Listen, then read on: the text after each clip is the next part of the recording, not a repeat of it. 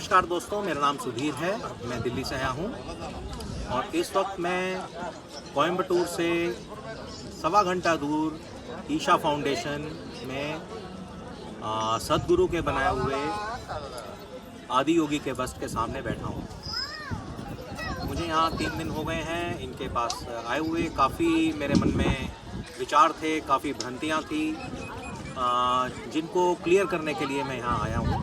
मेरा भी इंटरेक्शन सदगुरु से थ्रू टीवी, थ्रू वीडियोस रहा है और मेरा ये पहली बार ईशा फाउंडेशन में आना हुआ है। तो बिना यहाँ आए, बिना इसको देखे, इसके बारे में कमेंट करना मैं ठीक नहीं समझता था, तो इसलिए मैंने आज ये वीडियो बनाया है।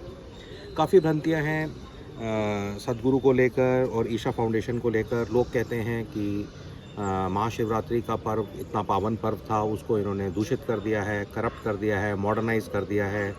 लोग डांस कर रहे हैं और दूसरे धर्म के लोग आकर यहाँ गाने गा रहे हैं, नाच रहे हैं। जबकि मेरा ये मानना है कि शिवरात्रि को इतने बड़े स्केल पर ले जाने पर हमें सदगुरु की सराहना करनी चाहिए। आज जब इनका कार्यक्रम टीवी पर सैटेलाइट के थ्रू अलग अलग देशों में प्रसारित होता है, 120 देशों से ऊपर लाइव टेलीकास्ट होता है शिवरात्रि का, महाशिवरात्रि का जो प्रोग्राम है इनका, और उतनी ही भाषाओं में लोग अलग अलग इनकी लैंग्वेजेस में ट्रांसलेट करते हैं।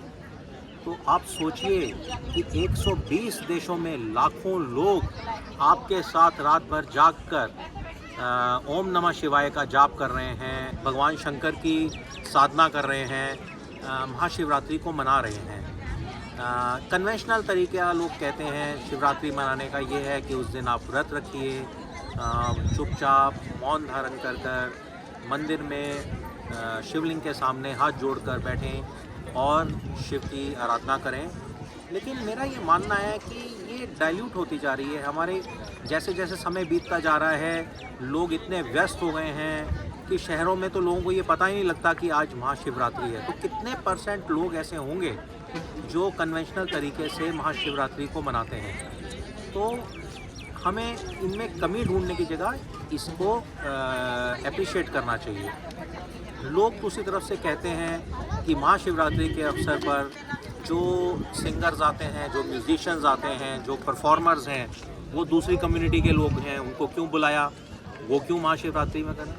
अरे तो इसमें तो आपको खुश होना चाहिए कि दूसरे धर्म का कोई व्यक्ति आपके शंकर भगवान की महिमा का गान कर रहा है, वो शिव के भजन गा रहा है, शिव की आराधना कर रहा है, सदगुरु के पाँव में लेट रहा है, ओम नमः शिवाय गा रहा है, और आपको, आपके साथ साथ पूरी दुनिया को भी ये मैसेज जा रहा है कि भगवान शंकर इतने बड़े भगवान हैं कि दूसरे धर्म के लोग भी उनकी आराधना कर रहे हैं। और इसके अलावा सदगुरु ने कई ऐसे काम किए हैं जिनकी मैं सराहना करना चाहूँगा, आपको भी बताना चाहूँगा कि 220 एकड़ की ये जगह है। वलयगिरी पहाड़ हैं, इसके चारों तरफ आप देखेंगे। यहाँ वलयगिरी पहाड़ों के बीच में ईशा फाउंडेशन को इन्होंने बनाया है। यहाँ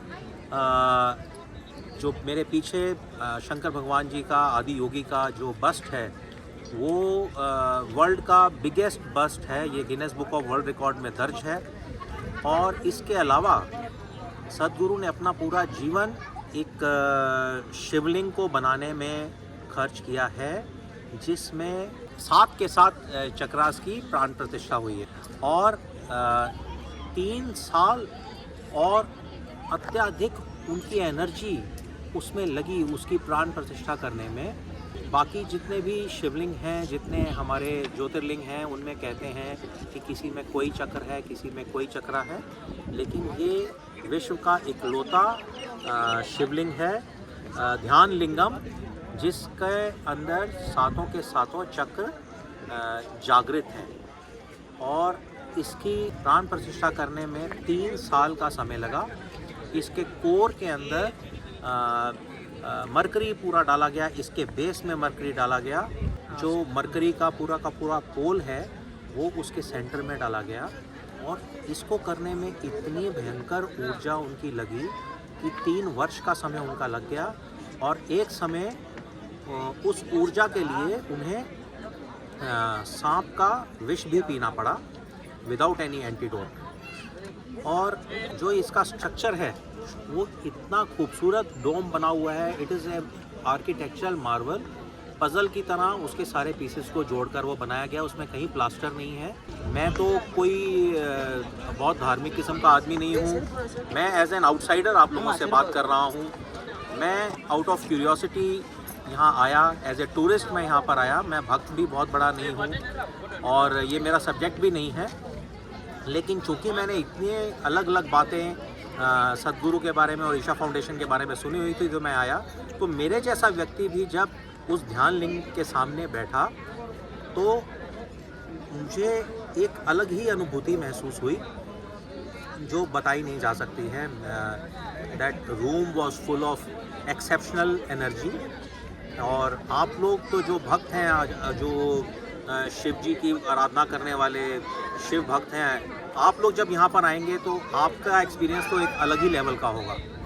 इसके अलावा एक उसके सामने बहुत ही खूबसूरत सूर्य कुंड और चंद्र कुंड का निर्माण किया गया है, क्योंकि सद्गुरु का कहना है कि जब आप ध्यान लिंगम के सामने जाते हैं या लिंग भैरवी के सामने जब आप जाते हैं तो आपका बॉडी गीली होनी चाहिए, पूरी तरीके से अच्छे से आप नहाए हुए होने चाहिए और बॉडी गीली होनी चाहिए, तभी आप उसकी ऊर्जा को, उसकी एनर्जी को प्रॉपर्ली ग्रहण करते हैं। तो उसके लिए जो उन्होंने जेंट्स के लिए सूर्य कुंड का निर्माण किया है और लेडीज़ के लिए चंद्र कुंड का निर्माण किया है, वो दोनों भी अपने आप में आर्किटेक्चरल मार्वल्स हैं। और उनके अंदर भी मरकरी से भरे हुए नीचे शिवलिंग रखे हुए हैं जो पानी के अंदर है। तो आप पानी के अंदर डुबकी लगाते हुए उनके स्पर्श करते हैं, उनका आशीर्वाद लेते हैं और फिर आप ध्यान लिंगम की ओर जाते हैं। और